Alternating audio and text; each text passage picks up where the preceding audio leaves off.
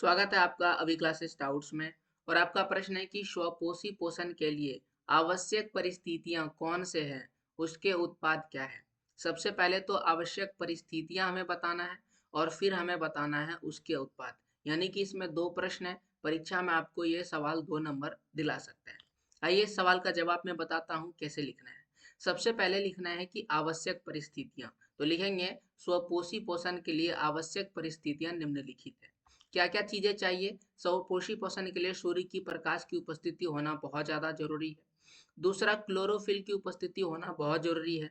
और क्लोरोफिल कहाँ पाया जाता है, किसी भी पेड़ पौधों की पत्तियों में क्लोरोफिल पाया जाता है। तीसरा, कार्बन डाइऑक्साइड की उपस्थिति होना जरूरी है। जैसा कि हम सभी जानते हैं कि कार्बन डाइऑक्साइड को भोजन बनाने के प्रक्रम में पेड़ पौधे लेते हैं। और अगला जो चौथा महत्वपूर्ण है वह है जल की उपस्थिति। और जल के लिए पेड़ पौधे किस पर निर्भर है, जड़ पर निर्भर है। यानी जल का निर्माण, यानी जल जो लेते हैं वह जड़ से लेते हैं। ओके, तो ये हो गया आवश्यक परिस्थितियां। पहले सवाल का जवाब खत्म। अब हमसे पूछा गया है कि उसके क्या उत्पाद है, यानी उत्पाद का नाम बताना है। तो लिखेंगे कि स्वपोषी पोषण के उत्पाद। इसमें पहला तो ग्लूकोज बनता है, दूसरा ऑक्सीजन बनता है, और कुछ मात्रा में जल का भी निष्कासन होता है पत्तियों के माध्यम से वाष्पोत्सर्जन प्रक्रिया द्वारा।